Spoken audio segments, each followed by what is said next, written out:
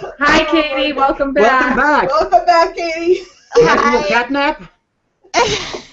I'm sorry, the Swiss are really good at certain things that like chocolate and watches and cheese, but internet connection in the middle of the night, they suck.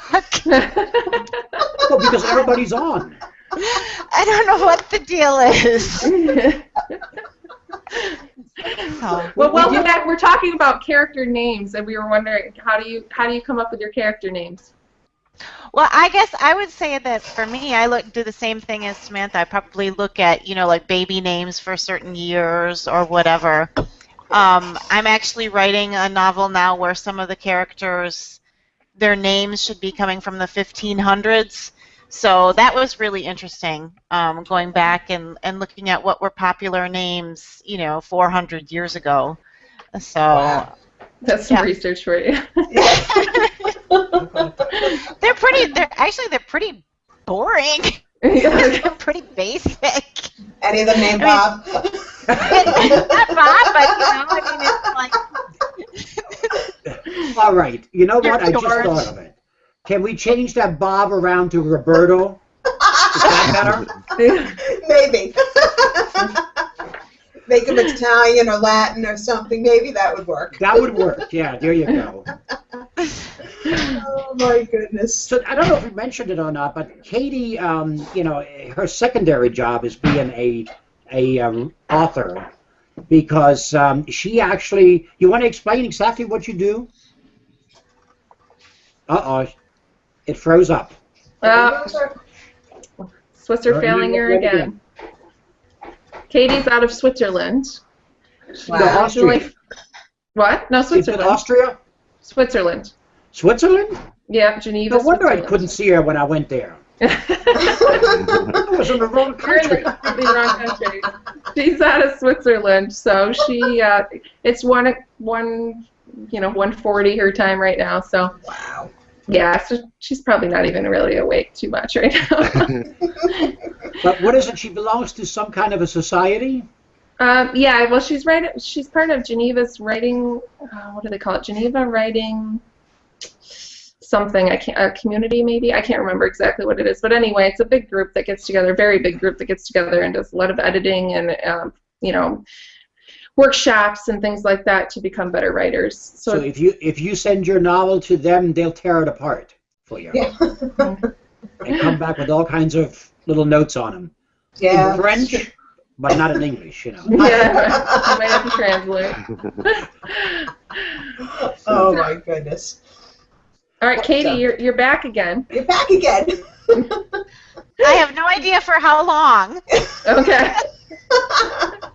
So I'll say right now, thank you, everybody. Yeah.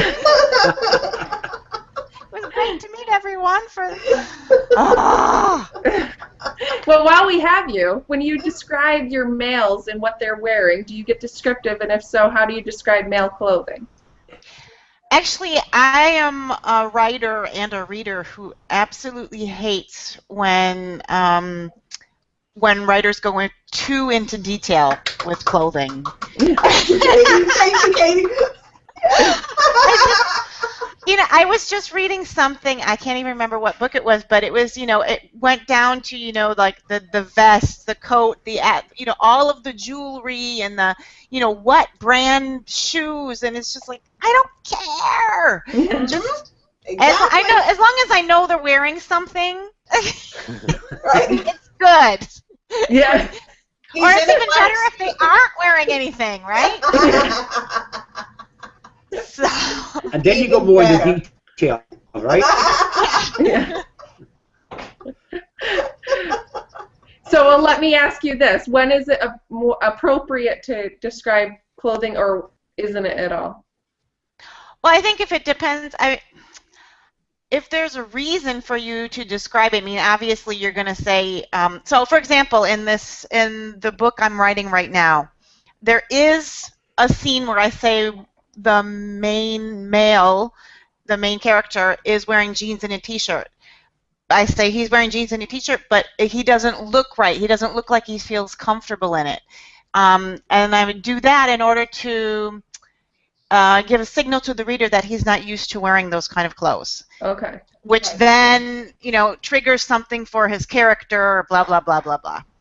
So I think that you can have clothes, there's nothing wrong with that. It's just sometimes I think people go way too much into detail, and yeah, there's no point. There's no point. I think a lot of times people do that. They're going for a word count. Like, they're trying to bump up their word count. That's when they'll get really descriptive about things, because it's like they're just trying to get that number up there. It doesn't add anything to the story. It doesn't add anything to the story. It's just, it's a word count game. Yeah. So. One thing you can do is, or I did it in my book, is when I had a certain emotion in the narrative, I would sometimes highlight somebody who is standing nearby and talk about what color of clothes they were wearing. So I would try to enhance the emotion that I had in that certain chapter by describing perhaps they were wearing drab clothes, or in a later one they're wearing lighter clothes. So that can help too, and they even do that in movies, just to try to set the emotions. So writers can do that as well. But there's a reason that you're doing it then. I mean, you're not doing it for the word count. You're doing it to add something to the essential story, basically. Right, and there are a lot of reasons where you can do that. Yeah. Nope. Did we lose him? Thumbs up.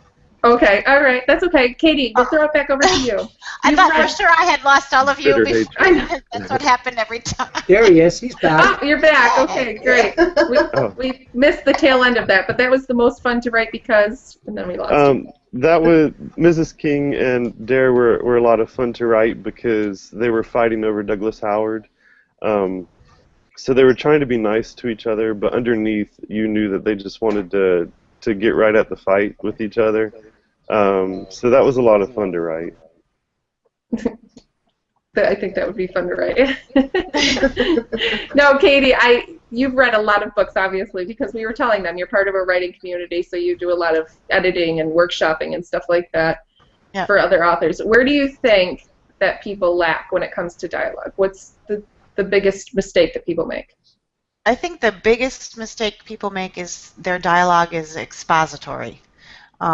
Same thing with description. So basically, I feel it doesn't feel natural.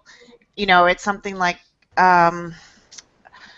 something that the character should already know. So, Darcy, I understand that you're celebrating your 20th birthday today. Well, and it's the mom saying that to the daughter when, obviously she knows that.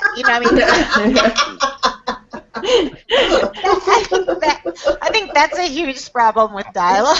Is exposition. I think another point I would like to make for new authors out there, I'm an avid reader. I devour books weekly.